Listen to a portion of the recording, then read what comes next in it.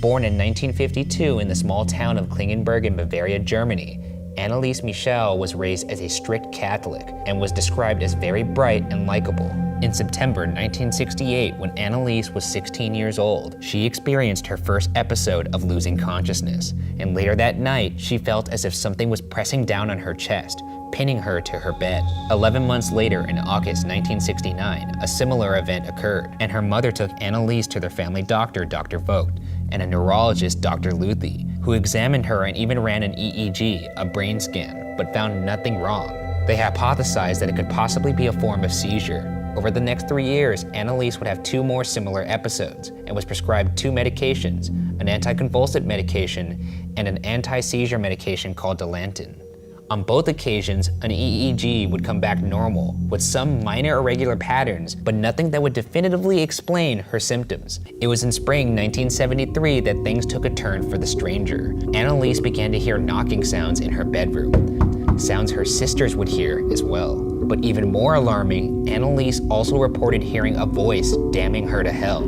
Her mother was further rattled when she witnessed Anneliese furiously staring at a statue of the Virgin Mary with, quote, eyes turned black, jet black, and her hands seemed to turn into thick paws with claws. Around this time, Anneliese's mother described these strange occurrences to Dr. Luthi, who, according to Mrs. Michel, advised them to consult a Jesuit, a claim that Dr. Luthi would later deny. Whether or not that's true, the family definitely searched for a priest and eventually found a priest named Father Alt. In November 1973, Anneliese met with a Freudian psychiatrist who diagnosed her as a neurotic with possible epilepsy, and another neurologist found she had, quote, epileptic patterns, and took her off Dilantin and put her on Tegretol, a much stronger drug.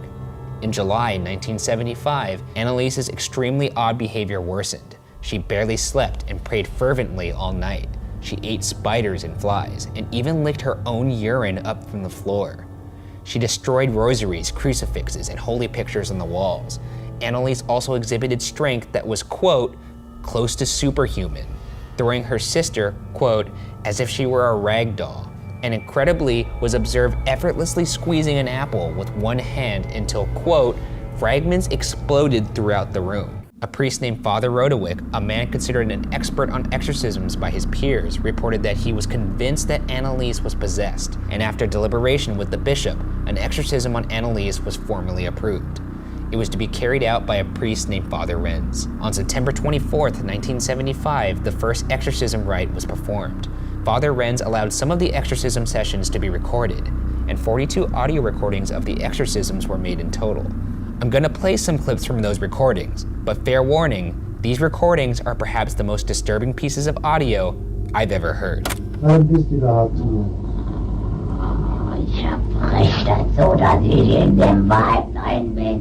Ich trag dir die Rotznase noch so lang, bis es lebt wird. Die saublöde Weib.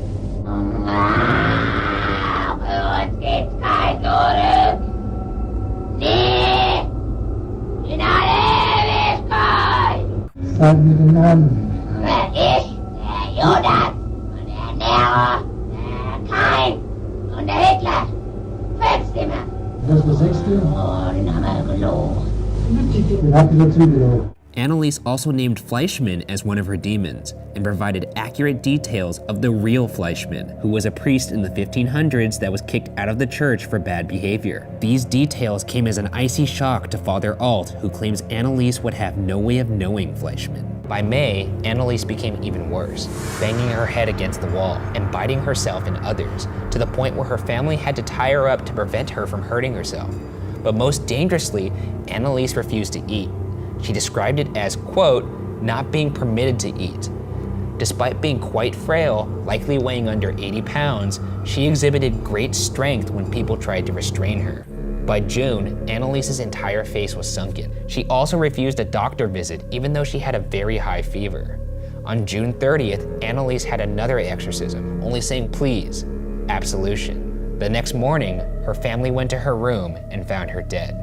Despite seeking medical attention early on, Anneliese refused to submit to medical attention in the end, as she and her family ultimately placed all faith of recovery into the exorcisms. She died of starvation at the age of 23 after 67 exorcisms, weighing only 68 pounds at the time of her death. After her death, Annelise's parents and the two priests were accused of negligent homicide, and the case went to trial in 1978. What follows are the two sides of that case. First, let's review the position of the defense. The defense presented eyewitness testimony and formally submitted the recordings as evidence of possession, an idea that the court never seemed to take seriously. From a non-religious standpoint, the defense argued Annelise was permitted to deny medical treatment, as was her lawful right. For what it's worth, medical treatment might have included tranquilizing her, force-feeding her, and electroshock therapy. Quote, all presumably against her will, end quote. Family friend Thea Hine recalled in her testimony that in 1976, a few months before Annelise's death, Annelise reportedly, quote, begged on her knees for Hine to not suggest medical attention to anybody. Also worth noting is the fact that Father Alt actually looked for medical help towards the end. And on May 30th, his friend Dr. Richard Roth visited Annelise out of what he claims was scientific curiosity and not as a physician. In his visit, Dr. Roth claims Annelise had no external injuries, although Father Renz noted she had several bruises, a swollen cheek, and black eyes.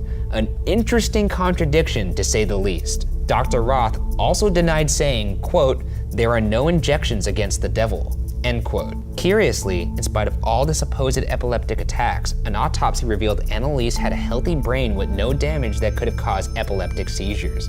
Quote, not even on a microscopic level, end quote. And even more curious was the court's seeming non-consideration of facts, such as her pupils being unusually dilated and the absence of ulcers on her body, which are frequently found in victims of starvation. Let's review the position of the prosecution. The prosecution argued that Annelise had epilepsy and psychosis, and that the parents and two priests were liable for failing to act to save her life. The defense tore down notions of possession. They questioned the credibility of Father Alt, with the conclusion from two experts that Father Alt exhibited signs of schizophrenia.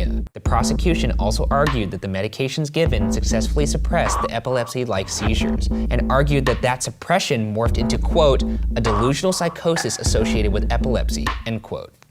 They argued that Annelise's psychosis was exacerbated by the exorcism, which only played into her fantasy. To piggyback on that, Annelise often went through phases between exorcisms where she behaved normally, even though she would behave as a possessed person during exorcisms. It's unclear if the epilepsy-like seizures were stopped by medication or if they actually stopped on their own. But Annelise's psychotic visions predate the alleged medical suppression.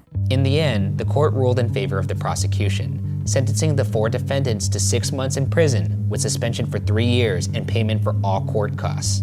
The court ruled that Annelise was unable to make decisions for herself and should have been forced to submit to medical care.